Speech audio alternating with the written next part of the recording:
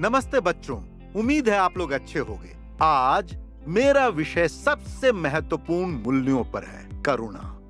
करुणा लोगों को दूसरों और अपने शारीरिक, मानसिक या भावनात्मक दर्द से राहत पाने के लिए कुछ भी करने के लिए प्रेरित करती है। करुणा को अक्सर दूसरों की पीड़ा के भावनात्मक पहलुओं के प्रति भावुक माना जाता है और कभी-कभी लोगों की कमियों को माफ कर दिया जाता है। हमारी मातृभूमि दयालु लोगों से भरी है, जिन्होंने कई लोगों की मदद की है। 82 साल के दयालु किशोर राव ने 23,000 से अधिक लाइलाज बीमारी से पीड़ित लोगों की मदद की है, जो अपने अंतिम दिन सम्मान और शांति से जी पाए। वहां उन्हें जो मदद मिलती है वो बिल्कुल मुफ्त में मिलती है, चाहे बिस्तर के लिए, दवाओं के लिए, सलाह के लिए या उनके द्वारा मौजूद कराए जाने वाले भोजन के लिए। चाहे वो अमीर हो या गरीब या किसी भी धर्म जाति का, सभी मरीजों को स्वीकार किया जाता है। पिछले 2 दशकों में किशोर राव ने 20,000 से अधिक कैंसर मरीजों को शांति और धीरज प्रदान करने में महत्वपूर्ण भूमिका निभाई है। उनके अंतिम दिनों में बेंगलोर धर्मशाला ट्रस्ट करुणाश्रय के माध्यम से असाध्य रूप से बीमार लोगों के लिए भारत का पहला आवासीय उपशामक देखभाल केंद्र। किशोर राव कहते हैं कि इस पूरी चीज की शुरुआत एक निजी नुकसान से हुई है। मेरी माँ की मृत्यु कई वर्ष पहले कैंसर से हो गई थी और ये बात मेरे दिमाग में रह गई। इसी इरादे से मैंने सहायक और उपशामक देखभाल प्रदान करने की दिशा में काम करना शुरू किया, असाध्य रूप से बीमार कैंसर मरीजों को। किशोर राव को एहसास हुआ कि यही सच्ची पुकार थी। 1986 में किशोर राव ने Indian cancer society ICS Karnataka शाखाओं की स्थापना में महत्वपूर्ण भूमिका निभाई थी, मुख्य रूप से बीमारी के बारे में जागरूकता पैदा करने के लिए। जब भी किशोर राव अपनी कॉर्पोरेट नौकरी से छुट्टी लेते थे, तब उन्होंने न केवल कैंसर के बारे में जागरूकता पैदा की और प्रारंभिक जांच शिविर भी आयोजित किए, बल्कि उन लोगों की भी मदद की जिन्हें देखभाल की ज्यादा जरूरत थी। 1992 में किशोर राव ने कैंसर के अंतिम पड़ाव से बीमार लोगों की देखभाल के लिए खुद को समर्पित करने का फैसला किया। उन्होंने 3 दशकों की सहकारी भूमिका के बाद अपनी ही इच्छा से सेवानिवृत्ति ले ली। 1992 में राहत देखभाल पर ध्यान केंद्रित करने के लिए कोई संगठित प्रयास नहीं किया गया था और किशोर राव का कहना है कि सरकार ने उनकी कोई मदद नहीं की। मुझे ऐसे लोगों की पहचान करने में 1994 तक का समय लग गया, जो कैंसर के अंतिम पड़ाव के मरीजों की देखभाल में मदद कर सकते थे।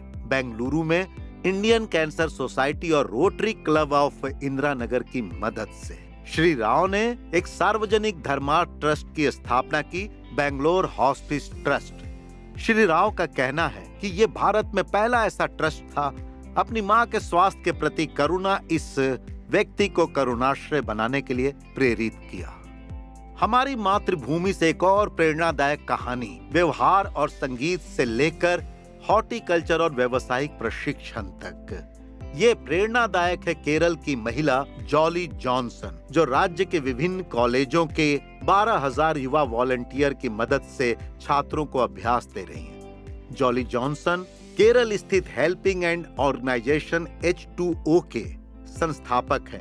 उसे ठीक उसी क्षण पता चला जब उसने उसकी पुकार सुनी। जॉली कहती हैं कि मुझे आज भी वृद्धा आश्रम में अपनी पहली यात्रा याद है, जहां मेरी मुलाकात उत्तर प्रदेश की एक बुजुर्ग महिला से हुई, जिसने मुझे बाहों में भर लिया और रोने लगी, ये कहकर कि मैं उसे उसकी बेटी की याद दिलाती हूँ।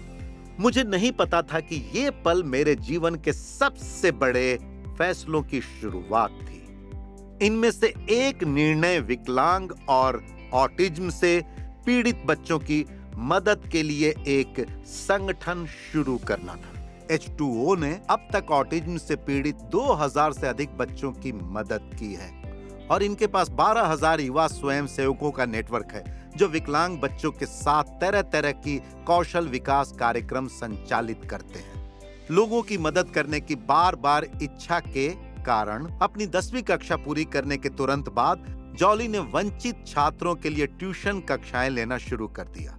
पर वो सिर्फ इतने में नहीं रुकी, वो और भी कुछ करना चाहती थी। अपने कॉलेज के दिनों में भी जॉली वरिष्ठ नागरिकों से मिलने जाती थी और हर हफ्ते विधुरा में सांत्वना वृद्धा आश्रम में जाकर उन्हें उनकी जरूरत की चीजें पहुंचाती थी। जॉली अपने कॉलेज के दिनों में कई संगठनों की बहुत सक्रिय सदस्य थी, जैसे कि महिला मंदिरम और रोटरी क्लब तिरुवनंतपुरम, जिसके माध्यम से उन्हें असंख्य जागरूकता कार्यक्रम और धन जुटाने का अभियान का हिस्सा बनने का अवसर प्राप्त हुआ। कॉलेज से ग्रेजुएट होने के बाद जॉली को आईसीआईसीआई बैंक में जॉब मिल गया, लेकिन कुछ ही महीनों में उन्होंने वो नौकरी छोड़ दी क्योंकि उनकी माँ बीमार पड़ गई और उसे पूरे समय अपनी माँ की मदद करनी पड़ती थी। उस समय के दौरान जॉली ने अपना अधिकांश समय घर पर बिताने के लिए खास बच्चों के लिए एक डे केयर शुरू करने का फैसला किया। जॉली ने स्पेशल स्कूलों पर काफी शोध करना शुरू कर दिया। ऑटिस्टिक बच्चों को किस प्रकार के ध्यान और देखभाल की आवश्यकता होती है, इसकी बेहतर समझ प्राप्त करने के लिए। तभी एक पारिवारिक मित्र डॉक्टर MKC नायर ने सुझाव दिया कि जॉली को ऑटिज्म से पीड़ित बच्चों के लिए एक शिक्षण केंद्र और कौशल विकास केंद्र शुरू करना चाहिए, और ये शुरुआत थी हेल्पिंग हैंड संगठन H2O की।